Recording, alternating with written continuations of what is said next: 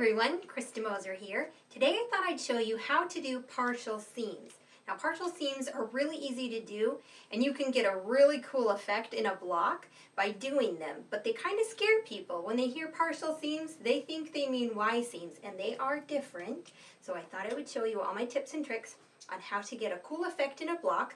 Like in the quilt behind me, this is Entangled Sky, and it just ends up as a triangle block, but each of the pieces look like they weave in and out behind the next one, and this is how it works. I've actually done two other blocks here that also use partial seams, and so what we have here is a hexagon block where we've got a center hexagon and then a light and dark purple piece that look like they tuck in and under the next piece. So that's one way you can use partial seams to get a cool effect. The same thing with this square block. I just have a square center and then each of my surrounding pieces, they look like they tuck in under the next piece. So you don't exactly know where they stop and where they start. And that is the magic. So what I'm going to do is I'm going to show you, using some fabric strips that I have here for this quilt, how I did a triangle block with my partial seams. So I am going to cut some triangles for my center. These are going to be little bitty triangles, and what we've got here are like the blue sky pieces. And if you notice, I've got yellows, I've got oranges and purples, and as the colors grade darker, so do those blue triangles. I wanted it to look like a sky, and the sky changes colors as the sun is setting. So we have light blue here, a medium blue here, and a dark blue here. So I'm going to be doing my medium blue. And I'm just using the Creative Grid 60-degree diamond ruler, the original size. So here I'm going to lay it out. And I've got my strip folded in half or doubled up. So I'm just going to get two triangles by cutting this way. That's all I need for right now. But you would just go ahead and keep cutting to get more triangles like that. Now for my surrounding pieces, I am going to line this up to get trapezoids. So here I've got my ruler and I'm lining the strip up kind of down the midsection here, this line and this line, so I have a perfect cradle, and I'm going to get some trapezoids. And I can turn the ruler to get another cut and turn it to get a third cut out of each strip. I don't need that for the demonstration purposes, so I will just cut the one from each of my colors. A light, medium, and a dark. So that's what you get with color placement. It makes it look three-dimensional. Here we go, and the last one here. Got it lined up, the bottom and the top.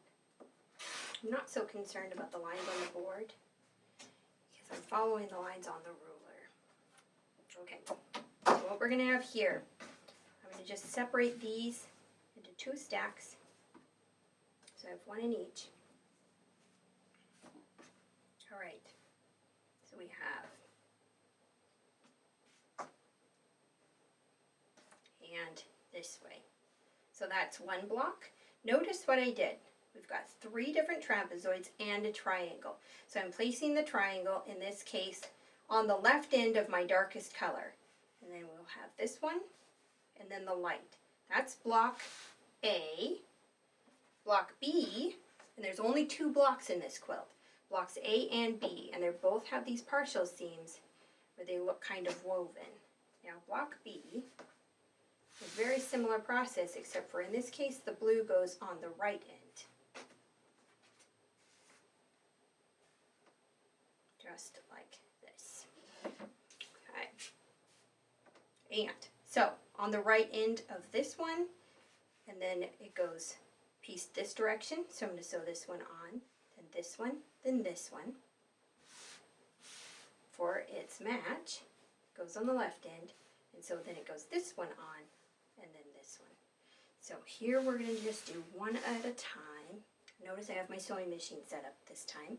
So I have these little flat tips. The triangle has a flat tip. So what I'm going to do here, while I have the chance, is I'm actually going to use the ruler, which also has a flat tip, to flatten these outside tips of my trapezoids. This is a time-saving measure. It's an extra step now, but I'm telling you, this will make a difference when you go to line up all your pieces. This is going to make all the difference later. So I'm just going to take the nose of the ruler and put it right there into the tip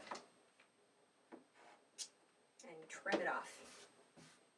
And I did stack up all my pieces just now to do that, because that saves a little extra time too. Okay, so here we have it. And I just turned my blue flat tip down into the piece, just like this. Now what I'm going to do here is I'm going to take the blue piece and line it up so that flat tip gives me a perfect matchup point. Now here's where the partial seam comes in. I'm going to start sewing about 2/3 of the way from the end. So this is my end here. I'm going to come back here and I'm going to start sewing right about here, leaving just about an inch unsewn. And then I'm going to press that seam open. And then we'll sew this one on and this one on. And so I'm going to grab my pressing equipment so I can actually sew and press in the next step. Okay, here we have the pieces laid out. So I've just got them lined up on my pressing mat just so. I'm going to start here and sew off the end. And I've turned my sewing, my stitch length down to about 2.0 because I don't back stitch here and I just don't want my stitches to come out. So it's a little bit on the small side. Hopefully you don't have to pick those out, but 2.0, and that will keep your stitches nice and tight and hold your pieces together.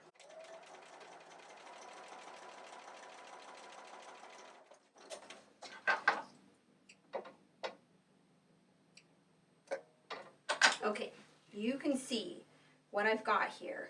It's unstitched here at the end. About an inch of it is unstitched. And I'm just going to take and finger press this one open. So just using my thumb, finger press that open. And now I can sew this whole piece on, that whole seam.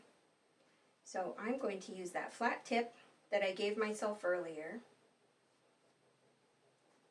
I could have given myself another flat tip on the blue one too, but this one will work just fine. I'm going to sew a 1/4 inch seam.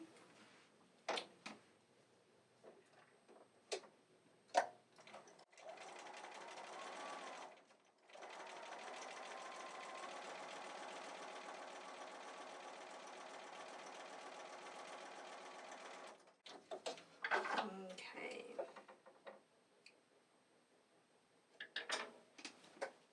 Now this one I am going to use the iron to press open.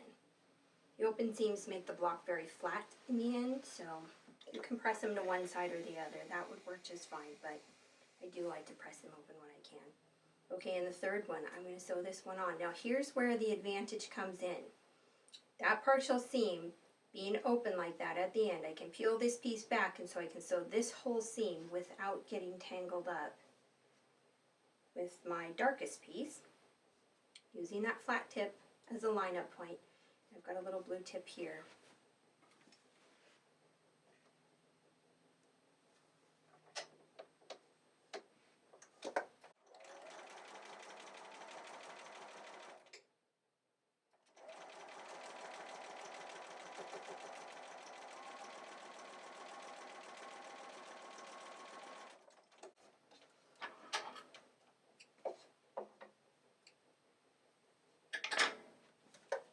Okay, here again I'm going to press that open.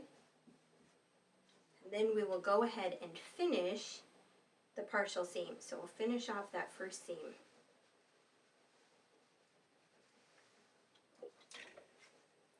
Okay, here it is. So where I had stopped before, now I have something to sew it to. So my lightest piece comes in, so I can go ahead and finish that seam off.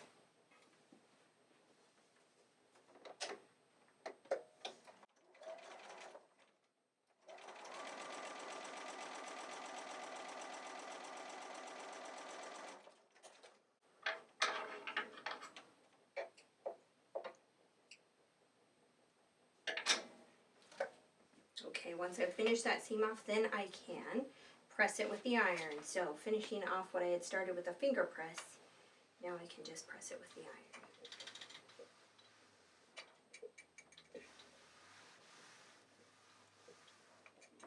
And here it is. Isn't that clever? See how all three of those pieces look like they're woven and tucked in behind the next one?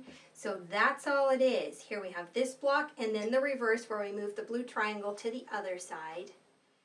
And you get an A block and a B block. And by doing those two blocks and then arranging them A, B, A, B, A, B, this whole thing goes together in columns or rows like this, so there's no Y seams. Just your A blocks and your B blocks where you've got light colors touching each other and creating a three-dimensional effect. It's just so much fun to play with color, a light, medium, and dark, and just basically these two shapes in those colors, and then you can get a really cool effect doing partial seams. They're not scary. They're very straightforward. Once you do them once, you'll just get them faster and faster each time, and you'll be really pleased with the results. And doing that little tip of taking the tips off there, that helps because once you've got this whole block assembled, you use it during assembly, and then you use it when you assemble the blocks to each other. To have a flat tip at these corners, when you go to actually start these intersections, that flat tip will come in handy. So here's the pattern. It's called Entangled Sky, and everything I just showed you is illustrated in the pattern. And then we also did fabric bundles. So we try to do these when we can. And I know that sometimes it's hard for people to pick out light, medium, and dark. So I've actually done the choosing for you. I give you 3 different blues, a light, medium, and a dark, so you get that same sky effect. And then light, medium, and a dark in the purples. And the coral tangerine colors, light, medium, and dark, and then the yellows, light, medium, and a dark. So there you go, all of these to choose from in one kit. We did canary yellow as the binding, that's what I did, and you'd be all set. And one other thing, just this week I was asked by somebody who saw one of my videos and said, how do you get those nice sharp cuts? The truth is, I just change my blade pretty often. Now I'm cutting all the time, so I'm changing my blade every couple of projects, and I get nice clean cuts that way. So chances are it might be time to change your blade if you're having trouble with your cutting or if it's skipping. And we just started stocking some replacement blades. These are some of my favorite blades. Martelli is a great brand. They stay sharp for a good long time, so we just started stocking some jumbo packs, 10 blades. So you'll have them for a good long time, and then you'll be set for the rest of your projects. I hope you found something inspiring here. Thanks for watching.